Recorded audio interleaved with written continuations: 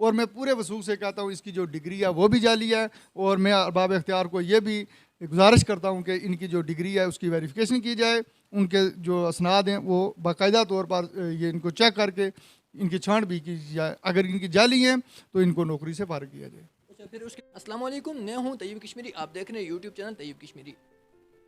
नाजरीन, आज़ाद कश्मीर बाहर में जो असातिज़ा कराम हैं, इनकी जो तंजीम है टीचर ऑर्गेनाइजेशन, इसके इंतखाबात होने जा रहे हैं। तमाम अजला, तमाम तहसीलों में तमाम असातिज़ा कराम जितने भी हैं जो इंतखाबात का हिस्सा बनने जा रहे हैं, वो अपने अपने कागजात नामजदगी भी जमा करवा चुके हैं।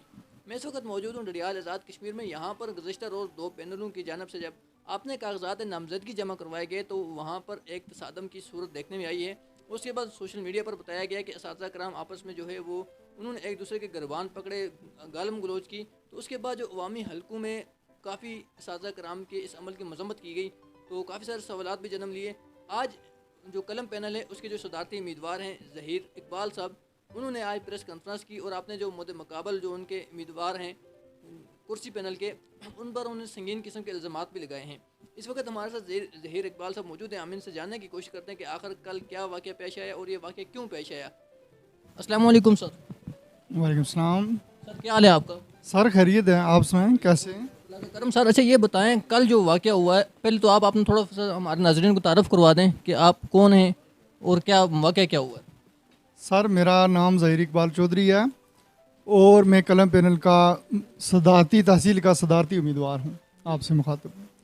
असल में कल ऐसा हुआ कि मैंने मेरे मद्दे मुकाबल कुर्सी पैनल के ज़ुबैर अख्तर साहब थे, तो मैंने उनके ख़िलाफ़ रिट दायर करवाई थी कि ये इलेक्शन लड़ने की अहलियत नहीं रखते, क्योंकि एज ए टीचर इनकी सर्विस जो है वो 2 साल पूरी नहीं होती और आइन की रूह से ये लिहाजा इस आयल नहीं है कि वो इलेक्शन लड़ सकें। लिहाजा इस मेरी जो एप्लीकेशन थी उसके हवाले से इस बंदे को नाअहल करार दिया जाए और मेरे हक़ में फ़ैसला दिया जाए। अच्छा, लेकिन यहाँ पे कुछ लोग सोचेंगे ना कि ज़ुबैर अख्तर साहब जो हैं वो पहले से सरकारी टीचर हैं, पहले भी वो काफ़ी अरसे से स्कूल में हैं, तो इस वजह से क्या वजह है कि आप कह रहे हैं कि उनकी सर्विस क्यों पूरी नहीं है? आइन क्या कहता है कि कितनी सर्विस होनी चाहिए बंदे की? सर पहली तो बात है कि वो जो पहले थे वो अडाक थे और ये टीचिंग के कैडर में नहीं थे, वो लैब असिस्टेंट थे। लैब असिस्टेंट जो है वो आइन की रूह से ना इलेक्शन लड़ सकता है। इलेक्शन लड़ने के अगर कोई आयल है तो वो हमारे 3 कैडर हैं, प्राइमरी टीचर्स, जूनियर टीचर और इसी तरह सीनियर टीचर। ये 3 कैडर के लोग हैं जो टीचर कहलाते हैं, जिनका तलक तदरीस से है और यही अहलियत रखते हैं इलेक्शन लड़ने की। तो इस वजह से उनकी जो बहसीत है लैब असिस्टेंट, उनकी जो मुद्दत मुलाजमत है वो इसमें काउंट नहीं हो सकती। तो मैंने इसके हवाले से उनको दरख्वास्त दी है कि हैज़ ए टीचर इनकी 1 साल और कुछ माह सर्विस है, लिहाजा इनको नाअहल करार दिया जाए।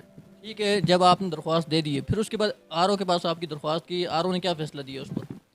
Sir RO. ने दोनों कैंडिडेट को बुलाया, उसके बाद उन्होंने कहा कि आप दोनों को ये मेरा फ़ैसला जो भी मैंने किया वो मानना पड़ेगा। जिससे मैंने कहा जी ठीक है, लब्बैक, आपको अख्तियार है, आप जो भी फैसला देंगे हम उसको तस्लीम करेंगे। तो उसके बाद उन्होंने खड़े होकर ये कहा कि मैं ज़बानी फ़ैसला सुनाऊंगा, रिटन में बाद में दूंगा। अच्छा, पहले उन्होंने कहा कि मैं ज़ुबानी दूंगा। मैंने कहा ठीक है, आप ज़बानी फ़ैसला सुना दें, उसके बाद रिटन हमें दे दें। तो जो ज़बानी उन्होंने खड़े होकर फ़ैसला दिया और दोनों कैंडिडेटों को कहा कि आपको कबूल करना, मैंने कहा जी ठीक है। और उन्होंने ये फैसला दिया कि जो ज़ुबैर साहब थे उन्होंने भी एक्सेप्ट किया कि मैं इसको कबूल करूंगा। जी दोनों हम वहाँ पर मौजूद थे, दोनों ने कहा ठीक है जी, आप जो भी फैसला करें हम कबूल करेंगे, आप फैसला सुनाएं। तो उन्होंने खड़े होकर कहा कि ज़हीर इकबाल चौधरी ने जो आपके ख़िलाफ़ रिट दायर कराई थी कि आप अहलियत नहीं रखते, तो लिहाजा आइन की रूह से मैंने चीफ़ इलेक्शन कमीशन से राब्ते में रहा हूँ और चीफ़ इलेक्शन कमीशन से मैंने मशावरत के बाद ये तय किया कि आप इलेक्शन की अहलियत नहीं रखते, लिहाजा आपके जो कागजात नामजदगी हैं वो मुस्तरद की जाए। अच्छा, ये आर.ओ. के अल्फाज हैं कि उसने चीफ़ इलेक्शन कमीशन के साथ राब्ते के बाद इनको नाअहल करार दिया। जी उन्होंने चीफ़ इलेक्शन कमीशन से ये बाज़ाब्ता वो राब्ते में रहे हैं, उसके बाद उसके फ़ैसले की रोशनी में उन्होंने उनके ख़िलाफ़ फ़ैसला दिया। फिर उसके बाद फिर क्या हुआ?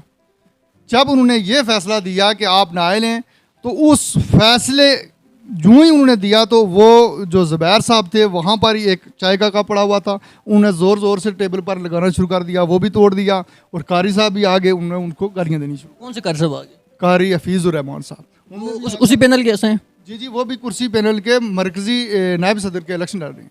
तो वो उन दोनों ने आरओ को आकर जदोकोब किया, उसको गाली गलौज दिया, जिसकी वजह से हमारे बहुत सारे टीचर थे, उन्होंने क्या किया कि कोशिश की वो सबको बाहर ले गए, क्योंकि वो बाहर का टीचर है, वो इतना दबाव में आ गया। तो मैंने सोचा कि ये हमारे लिए अच्छा नहीं है, टीचर को ये चीज़ दे भी नहीं देती गाली गलौज। इसी वजह से हम इनके ख़िलाफ़ इलेक्शन में आए, क्योंकि ये हम इनको बताता, टीचर भी मैं तस्लीम नहीं करता।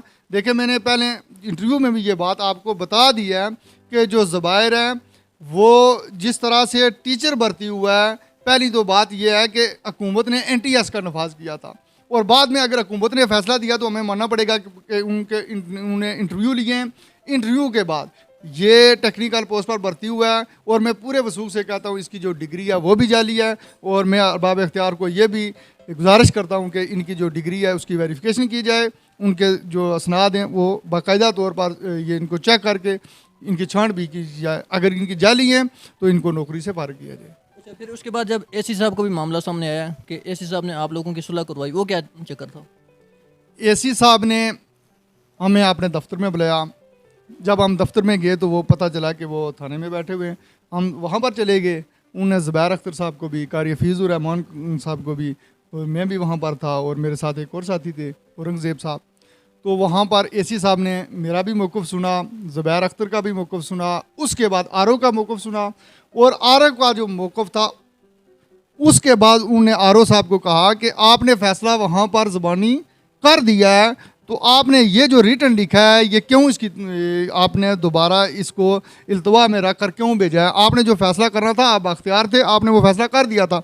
अब इनकी मर्ज़ी है कि ये अगर ऊपर जाते हैं तो जाएं, ये इनका हक था। आरओ साहब थे वो इन लोगों के दबाव में आके उन्होंने जो है वो आगे फैसला ट्रांसफ़र किया, पहले फैसला देकर। वो फ़ैसला उन्होंने देकर, ज़बानी फ़ैसला देकर, जब उन्होंने उनको ज़दोकोब किया, उनको गाली गलौज दी, तो वो डर के मारे उन्होंने दोबारा जो रिटर्न फ़ैसला है वो ज़ेर इतबार रखते हुए उन्होंने चीफ इलेक्शन कमिश्नर को रेफ़र कर दिया। जी जी जी जी वो फ़ैसले में वो चीज़ दोबारा मैंने एसी साहब ने कहा कि आपने जो फ़ैसला किया था ज़बानी वो वहाँ पर दर्ज करें। फिर उन्होंने दोबारा वो जो रिटर्न है बैक साइड पर उन्होंने दोबारा वो जो फ़ैसला उन्होंने ज़बानी दिया था वो दोबारा उन्होंने वहाँ पर लिख कर हमें दे दिया, जिसका सबूत हमारे पास मौजूद है। ठीक है, वहाँ पर उन्होंने आरओ साहब ने एसी साहब के ऑफिस में वो लिख के दिया कि ये नायल है। फिर उसके बाद वहाँ पे फिर क्या हुआ आपके साथ? सर जी वहाँ पर मैंने कहा जी आप जो फ़ैसला ज़बानी हुआ था वो आप दर्ज करें। उसके बाद आरओ साहब ने मुझे जो इलेक्शन ट्रिब्यूनल से फ़ैसला उनके हक़ में हुआ कि वो आयल हैं, उनकी 2 साल से ज़ायद सर्विस है, वो उन्होंने मुझे व्हाट्सअप किया। तो मैंने देखा, मैंने कहा कि ये जो इलेक्शन ट्रिब्यूनल है मैंने तो उनको रिट ही दायर नहीं करवाई थी, ये कैसे मुमकिन है कि उनके हक़ में उन्होंने उसको अहल करार दिया, जबकि मैंने वहाँ पर रिट ही नहीं दायर करवाई। आप इलेक्शन ट्रिब्यूनल में नहीं गए तो फैसला वैसे ही आ गया, फैसला आपके नाम पे आया है? नहीं, बनाम मेरा नाम लिखा हुआ है ना, अपील मैंने, क्योंकि मैंने वहाँ पर अपील नहीं दर्ज करवाई, इसके बावजूद वहाँ से फ़ैसला आना मुझे नहीं समझ आती कि ये फ़ैसला कैसे हुआ। इलेक्शन ट्रिब्यूनल में मैं गया ही नहीं हूँ, ना मैंने रिट दाखिल करवाई है, तो वहाँ से मेरे नाम पर फ़ैसला उनके हक़ में आना मुझे नहीं लगता कि ये कौन सा मंतक है। अच्छा, अभी तो उनके हक़ में इलेक्शन ट्रिब्यूनल ने फैसला दे दिया ज़ुबैर साहब के हक़ में, तो अभी आप क्या करेंगे? अभी हम चीफ इलेक्शन कमिश्नर से और जो हमारा कमिश्नर चीफ इलेक्शन ट्रिब्यूनल है उनसे मैं ये मुल्तमिस हूँ, जो आरओ साहब ने फ़ैसला दे दिया था उसकी रोशनी में इसको नायल करार दिया जाए और मुझे मेरे हक़ में ये फ़ैसला दिया जाए। अगर ये फ़ैसला नहीं आता तो मैं असातिज़ा को लेकर यहाँ चौक पर ये एहतजाज करूँगा कि क्यों ऐसे लोग हो जो इस आइन के मुताबिक ये अहलियत ही नहीं रखते, उनको क्यों ये अहल करार दिया गया है। बाकी अगर हो सका तो मैं पूरी कोशिश करूँगा, अगर यहाँ पर मेरे ख़िलाफ़ इसके ख़िलाफ़ फ़ैसला ना आया तो मेरा जो अगला फ़ैसला है वो मैं अदालत से रजू करूँगा। थैंक यू सर, आपका बहुत बहुत शुक्रिया। अल्लाह हाफिज़। जनाब ये थे कलम पैनल की जानब से ज़हीर इकबाल साहब, जो अपना मौक़िफ़ आप लोगों के सामने रख रहे थे, जिन्होंने कल का जो वाक़या हुआ है वो आपके सामने गोशगुज़ार किया है। हमारा दूसरे जो ग्रुप है, दूसरा जो पैनल है, उसको हमारा पैगाम है कि अगर आप लोग अपना मौक़िफ़ देना चाहते हैं तो हमारा जो प्लेटफार्म है वो आपके लिए भी हाज़िर है। हम आपकी बात भी इसी तरह लोगों तक पहुँचाएँगे जैसे हमने इनकी बात पहुँचाई है। अब मुझे दें इजाज़त, अब फिर मिलेंगे नई वीडियो में, तब तक के लिए अल्लाह हाफिज़।